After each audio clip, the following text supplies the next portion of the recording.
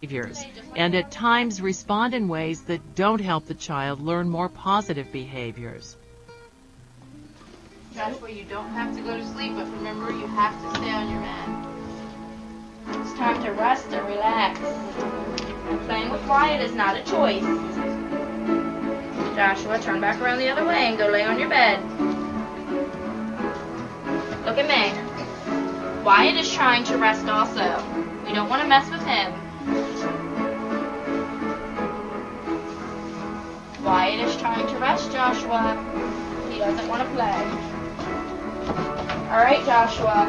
Do we need to help you get on your bed? No! Tell Miss Leslie what you want.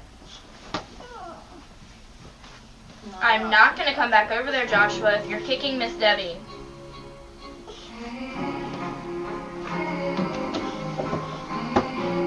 If you would like me to come back over there, you need to ask.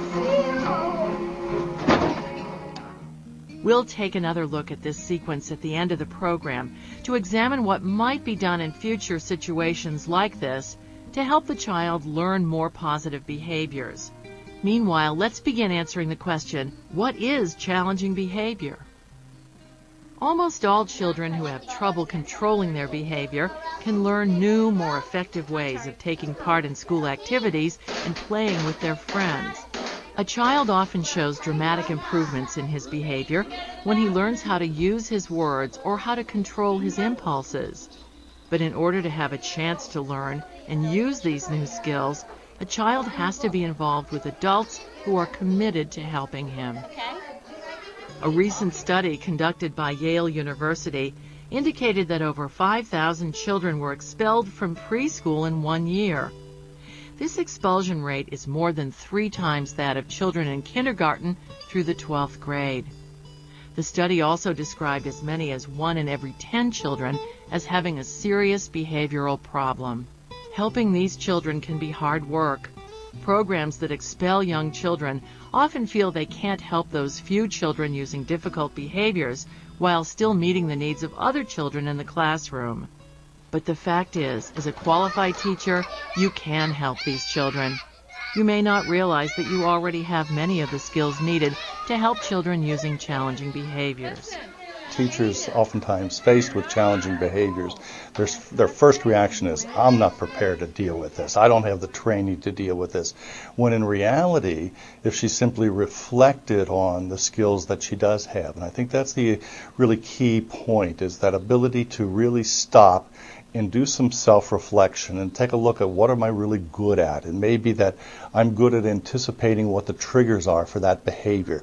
Well, that's going to really give me some good warning. I may not know exactly what to do about that, but I can learn then to become intentional about some kind of intervention at that point. So I think, really reflecting and developing an awareness of what skills you do have is the first step to realizing that you might be able to develop the confidence and competence to deal with the challenging behaviors.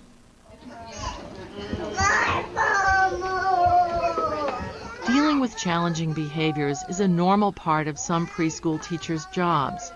Most children will, at times, use difficult behaviors as they try out different ways of interacting with the world around them, or as they adapt to difficult situations like a family move, parental separations, a new sibling, recent changes within the classroom, or other major events in their lives. Usually, children adapt quickly and stop using behaviors that aren't the most effective at helping them get what they want or need. But sometimes a child doesn't stop using challenging behaviors. Without help, this child's behavior will likely limit his ability to learn and grow. Determining the difference between behavior that is difficult but likely to improve and behavior that is challenging and likely to require intervention comes with experience. The description of challenging behavior used by some child development experts and cited in the book Challenging Behavior in Young Children by Barbara Kaiser and Judy Sklar-Razminsky has 3 components. Challenging behavior is defined as any behavior that interferes with children's learning, development, and successful play, is harmful to the child, other children, or adults, puts a child at high risk for later social problems or school failure.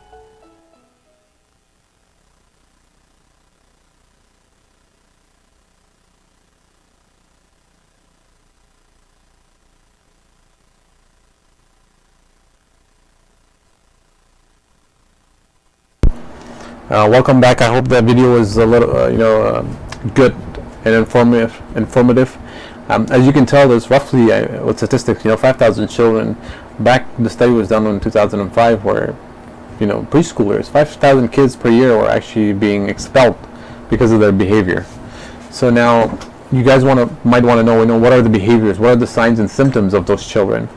And if you look at it, you have to remember a lot of the children that have behavioral issues, or what is the signs and symptoms that I discuss about, is that you have to remember a lot of factors fall into a child's life that causes them to act or do certain things. Sometimes it's out of their hands. They don't have control over their emotions, their thoughts. Let alone adults don't even have some certain control over their thoughts and emotions. Sometimes, again, I said the family is not the best place for the child. Husband and wife's fighting, the brother and sisters are fighting, somebody passed away, somebody moved, so it causes a lot of problem in an individual's life, or in the lives of others as well. So now what we want to do is we want to talk about what are the signs and symptoms of mental health illness in children. Number one is mood changes. We talked about mood disorders, the difference between depression and bipolar. And then even with bipolar, it's bipolar 1 and bipolar 2, but now we're talking about mood changes. Looking for feelings of sadness or withdrawal that lasts for at least 2 weeks, or severe mood swings that causes problems in relationship at home and self, or in schools. So you have to remember that, if the child's mood is very down, if they're sad, if they're withdrawn, that means that they're not talking to others and their friends, or the classroom, in a classroom, anybody. It usually lasts more than 2 weeks. Any time it's more than 2 weeks, you have to be able to intervene and try to get the child to talk about it, or get the parents involved, or even if it's your child, talk to them, sit with them and ask them, what is the problem, what's going on. Sit with even your child's friends. I know for us it's very common to say, even if they're adults, they're like, well, that's not their kids, they'll learn. It's a phase that they go through. It's a phase that they go through, but that can cause a lot of problems later in life to them. And that's something that we do lack. Majority, the statistics are there where a group of people will not be affected, but there's also strong statistics that state that there is reports of children that have issues that are not solved, have a hard time finishing school later in life, has a hard time developing good relationships. It either be with their spouse, it either be with their friends or family. All of that is lost. The other thing is that intense feelings, and what I mean by that is by be aware of feelings of overwhelming fears for no reason. Children having fears of no reason. They're scared. Oh no, the child can come to you, and if you're asking your child to do something, or if you see that they're very much scared of something, but there is no reason to it, right? So you have to remember, sometimes with a racing heart or fast breathing, or worries, the fear of tense enough that really causes issues in their daily activities. So for instance, if your child is breathing too hard, or their heart's beating really fast, please you get them checked out. Have them be seen by a therapist, or yourself be able to have that safe space to talk to them, to see what's going on. And what we do in therapy is that it's much easier. You can't just sit a child down and talk to them. They're not going to be able to look at you. They're not going to be able to sit still and understand what you're saying. So with children, it's very different. You have to use terms that are very easily given to them, and not just that, but you have to use things like toys. Give them, you have to talk to them while they're playing. That's their safe space. A child's world it revolves around activities, games, and other children. So what you have to do is, you have to remember as parents, is that we will never get a child and put him to become an adult. As an adult, as a father and a mother or a brother, you have to go in their world. You have to be able to get to them in their terms, and understand them in their language, and where they are mentally. So you have to be, playing. You have to be. Let's say, for instance, you guys have a game that you're playing. You guys can do like jingle while you guys are playing. Ask the questions. Then they're more open to talk about it, because that's a form of communication that it's much easier for them to do, versus just sitting there as an adult. You and I were talking, and having general conversations. It doesn't work that way. It's very different for children, because they learn to have those conversations later in life, because they learn these techniques. It doesn't just happen overnight. The other thing is that behavior changes. You have to be mindful of that. You saw in the video the child was kicking the teacher, right? So you have to know that these include dramatic changes in behavior or personalities, as well as damages or out of control behavior, fighting frequently, using things like weapons, and expressing a desire to bodily harm others, also as warning signs. So we have to remember that even if as children, there are children who actually want to go out and harm others. You have to take into consideration is that why is this child, who was very good, who was a very good student, and now they're very mean, they're causing problems, they're getting in trouble, they're hitting other students, they're hitting themselves, they're cutting themselves, they are drawing things of images, images of drawings that have prerogative terms, poetry, colors that are dark, shaded, and and they have like a boxed that has a notion of boxes. So you have to be able to realize and not just say, this is a phase where the child is going through. Let me just let them go through it and they'll get better. No, the research has shown some kids, they actually harm themselves, and later in life, or even as being children, they actually try to commit suicide. They try to kill themselves. So other difficulties that are being shared or looked at or talked about is also some of the warning signs that go along with this is difficulty concentrating. Please be aware of that. Looking for signs of trouble focusing or sitting still, both of which might lead to poor performance in school. So remember, if a child is having a hard time or a difficulty time concentrating, you have to know those are signs that you have to intervene to be able to know that, what's going on. Why are they having trouble focusing? Is it because they are, not focusing because there's a certain issue around, the house? There's a certain issue, with siblings, with the parents, with the school in here, even in school, are they being bullied? What's going on? And not just that, but even if they can't sit still, you have to remember signs of ADHD is always out there. So please, I know it's something, sometimes it's hard to detect, but once you catch those signs, you have to be able to, once you know them, please let the parents know. If you're teachers or practitioners, if you are parents, make sure that if you see that in your child, take him and get him be seen by the regional center or by other therapists. Have them be checked by professionals that can actually do a thorough assessment of their behavior, and then they can go ahead and then they'll tell you what it is or what's going on with them. You also have to look into unexplained weight loss. As I mentioned earlier, with the eating disorder, one of the things that even as young children, but mainly with anybody who's like from 14 to 24 or 18, there's a lot of youngsters who have this eating disorder. So remember, if there's a weight loss even that you see for a child or a student, or your own child that's experiencing this, where they're losing weight, maybe you should really take into consideration that sudden loss of appetite, fatigue, vomiting, if they're throwing up constantly or using laxatives might, indicate an eating disorder. So remember, you have to intervene because you don't know if that's something that's, physical, is that something that's emotional, or cognitively, if that's something that's affecting them physically as well. So you want to intervene because God forbid it can be, some form of illness that might not be curable. Same thing with mental health issues. If your child is feeling an anxiety, general anxiety, they'll start having stomach pains, cramps, and that causes the child to eat less because then there's no appetite there because they're in pain. So please do remember that. Then you also want to look into things like physical symptoms. Comparing it with adults, children with a mental health condition might develop headaches and stomach aches rather than sadness or anxiety. Again, it's the same format. A child will have a huge headache where they can't keep their head up. They're crying, and you see their head just swell big time. And that's because they're due to distress. That's due to distress and not being able to really manage their own mental health challenges or life challenges.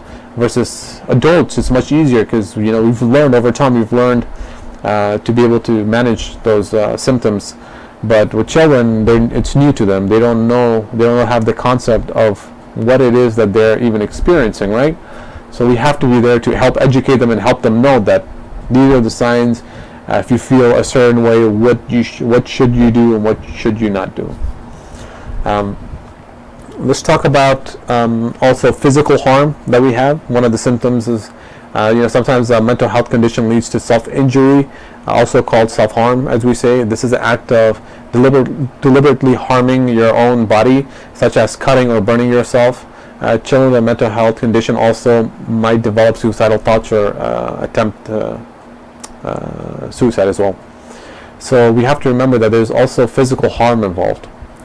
And the way that looks is that a child can come in during to you and they're constantly hitting themselves, they're cutting themselves, and that's something, and that's a way for them to to cope, to feel better, because there's so much pain for them. In order to release that pain, they have to be able to use their own body as marks, as a way of punishment as well. So you have to remember that those are not healthy. Those are very unhealthy tactics and coping mechanisms that your children have. As parents, you have to intervene. You have to know the signs, and you have to get them, immediate help. That means even if it means you have to hospitalize them, please do so. Don't hide it. Again, it's that stigma. I know youngsters, they do go through a lot of this, where they're causing themselves pain, they're hitting themselves, they're thinking of committing suicide. They're writing down their thoughts all the time, talking about suicide. Kids fighting with one another. It's really important for them to be seen by professionals. In the community, I know we really don't go out. We actually don't go out of our ways to providing that services because of, again, that stigma, that shame. It's shameful to take my daughter or my son to professional help because of this. This is just a phase that will leave. Yes, this is a phase that will leave, but it might not leave on good terms, for them or for yourself. So you have to remember, these are certain situations that you need to intervene in and let your child know that you're there to support them. That's the main key component of it. And then now what we want to do, we also want to talk about substance abuse. And if we look at it, substance abuse, some kids use drugs or alcohol to try to cope with their feelings. So to go on, I just have maybe another couple of slides, and then we're going to show the last video, brothers and sisters.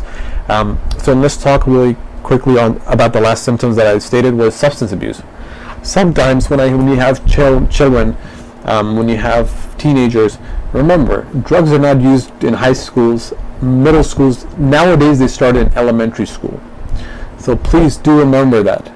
It's there. It's accessible to for children to get a hold of, even the smallest, as we say, cigarettes. But those are very harmful things to them and for their physical, emotional, and mental health. So for us, it's important to know that, are they using drugs to cope? Some children, they do use drugs to cope, and it never solves the problem because they're just using those drugs to make themselves feel good and to be out of reality, not knowing that they will get to a point where they'll start having schizophrenia. Once they do that, once they have that, once they're delusional and then they're experiencing hallucination, that also leads to, hey, those voices, right? Those voices eventually will tell them, you should kill yourself. This is how you should do it. This is what you should do. So remember, these matters are very important. Please take steps towards it. And now we want to do what we want to do. We want to know, what should I do if I suspect a child having mental health issues, right? As parents, you just want to know, what do I do now? Oh wow, these are certain things that I see in my child, or I see in other children, or if you're a professional, if you're an MD or attorney, you're a worker, working at stores, at gas stations, at anywhere, your security. If you see these are common symptoms that people experience. Well, if you're concerned about your child's mental health, first and foremost, consult with a school counselor, please. Mental health professionals, or even your child's doctor. Describe the behavior that concerns you. Consider talking to the child's, school, loved ones, friends, other caregivers. See if they've noticed any changes in the children's behavior. And then also, just as yourself, please just take that consideration and let the physician and the doctor know, because those are important matters. And now, before I go in, I have 2 more slides, and I'm done for today. But before doing that, I just like to show the last videos of not just the child's, why the child's acting the way they are, but also these are 6 child behaviors, problems that even you put the parents at fault for it. So let's watch this video. It also gives you how to deal with your child, how to go about certain things if your child's acting a certain way. So it's all principles. That's what it is. So please take a look at it, and then when you come back, we'll discuss more, and then that will be it for today.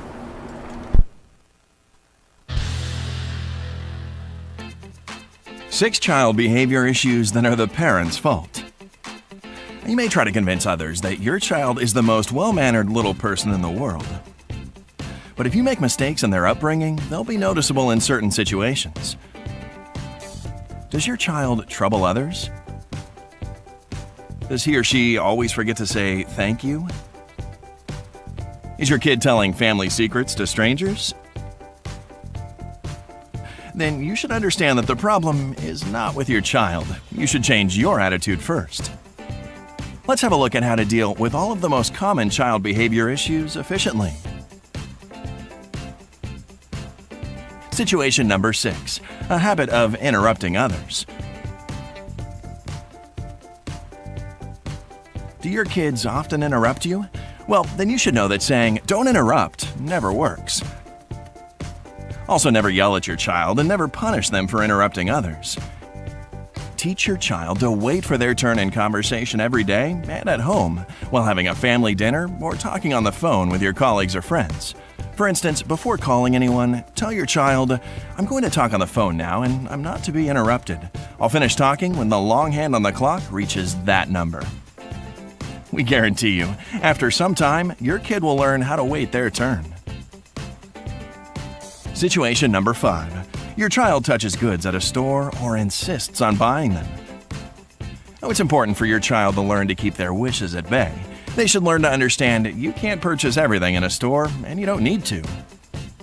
The problem is, they think that you're picking things at a store without any system. They don't even understand you have a list of goods to buy. So first, be prepared for going shopping. You can make a list of goods together with your kid, and even draw pictures if your child can't read yet. Let your child be in charge of this paper, watching that you're following the list. Your kid will thank you for being involved in the shopping game. Situation number 4. Your child doesn't say polite words. The earlier you start teaching your child politeness, the better. However, some kids understand it quickly, while others don't get it the first time. Show your child the magic of polite words. Don't do anything they ask until they say, "Please." Does your child want to watch cartoons? Then first he or she should say, "Please turn the TV on." No more "TV, TV," or "Mom, turn it on." Also, say hello, bye, and thank you first without waiting for your child to remember. Always be a great example to your kid. In this case, they'll copy you and learn how to be polite with others. Situation number 3. Your child doesn't know when to stop. You talk at home about some issues at work, and the next day, you see how your child repeats everything he or she heard from you to a neighbor in an elevator. Has that ever happened to you? Well, a child finds it hard to understand that there's information you shouldn't share with others. They don't know shame or embarrassment, and they have no experience of the backlash of wrong words said at the wrong time. Parents, on the other hand, may well suffer from those. So try to introduce the concept of a home secret, meaning all the things you and your kids shouldn't tell other people. Situation number 2. Your child is afraid of leaving your side. A child grows too scared of leaving their parents' side when the parents put barriers between them and usual activities. There's a setting in their head. If I ride down the slide, I'm going to fall or tear my clothes, etc. That's why when a parent in a good mood suddenly allows the child to go to the playground freely, the kid will probably choose not to risk their life for a momentary pleasure.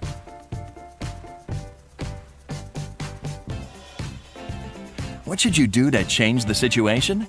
Just give your child more freedom and teach them to make decisions on their own. Situation number 1. Your kid troubles other adults. If a child can easily start a conversation with an unfamiliar person, that's a sign of trust in the family. However, it may also mean the child doesn't know adults may have other interests. An illustrative example is when parents can't do what they want or need to because they try to spend all their time with their little ones. It's no surprise that a child can't imagine other people wanting anything else other than what the child wants. Do you know other parenting mistakes that all of us should avoid? Share them in the comments below. And don't forget to give this video a thumbs up and click subscribe to stay on the bright side of life. Welcome back, everyone. I hope you guys enjoyed the clip. It's actually one of my favorite clips, and it also gives you good tools and techniques on how to work with your child, right? If there's certain ways of having a form of communication. For example, if your child is interrupting you, what you do is you tell them, your turn comes after I'm done talking to your father or your brother. So that way they learn that there's a form of structure that goes in, so they're not constantly interrupting or interfering while you're speaking. There's times where the child constantly wants your attention, but parents they freak out. They don't know what to do. They're like, oh, like what's going on? Like, stop. No, at that moment you just tell them, hey, we will discuss after the matter, or once I'm done speaking to somebody else, or once you're calm, then we'll talk. That way the child learns and understands, like, okay, you know what, if my mom doesn't talk to me or my father doesn't talk to me, that means I have to wait my turn. And they do understand. Children do understand. They're not, it's not because they're young, they don't know it. People do understand. You just said they have different form of understanding certain situations. They have, for instance, even as adults, we have different way of understanding things or doing things because of different upbringing, different social gathering. So based on that, it's very important to know how to work with your child in that terms. And now to finish up, let's talk. I've got 2 more slides. And lastly, it's just to provide some services for the families, for the community at large. Please know that if your child is having a hard time, or if you're having a hard time working with your child, the best thing to do is take him to a mental health professional. That again does not mean your child has any problems. There's people that have mild to moderate mental health issues. So basically what you're doing is you're comparing somebody who's mildly depressed or has hard time communicating with their parents versus those that have actual thoughts of committing suicide or doing drugs. 2 different things, right? Same way. Now think of it in a health wise.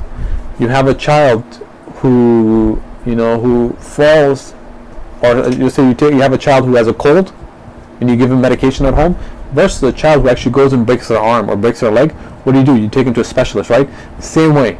So you have to be very rational. So please remember that if you do see certain things take place where you're unable to solve those hard, difficult problems with your child, what you can do is also refer them out to psychotherapy. And that's something that myself, I do. Other therapists, majority therapists, what they do is they also known as psychotherapy is also known as talk therapy or behavioral therapy. It's the way to address mental health concerns by talking with a psychologist or other mental health providers. And what they do is they help to learn, so they can help a child learn how to respond to challenges, situations, and healthy coping skills. It helps all of us. and it also assists parents on how to better serve and how to work with their children as well. And the second component of it is certain mental health challenges, or not just even challenges, but difficulties with children, are that some need to be on medications in order to bring their level of behavior down, or it can even help them think. So remember, medication is also okay for them to take as long as it's something that is prescribed for the doctor. But then you have to remember that sometimes it's good to do both. The child's taking medication, but then also seeing a therapist, because that will help in the long term. Just to say that that's it for today. The show was that was it for today's show. I want to thank every single one of you for watching this show. For those that were watching us through social media and through Facebook, we are gonna resend and re-upload the today's topic discussions, because we had some discrepancy with our Facebook page. So we will have that up and running. Other than that, dear brothers and sisters, that is it for today. But I also want to speak a little bit about the clip in Farsi as well. دوستان عزیز اگر میتونین خدا کنه که این هفته پروگرام خوب بود، فهمیدگی آسان بود که شما بفهمین که درباره چی بود این پروگرام ما، که چطور که اطفال خود میتونین شما پیش برین، بفهمین که از طریق عقلی و جسمیشان یا حرکتشان که یا چطور در مکتب یا در خود خانواده یا چطور حرکت میکنه.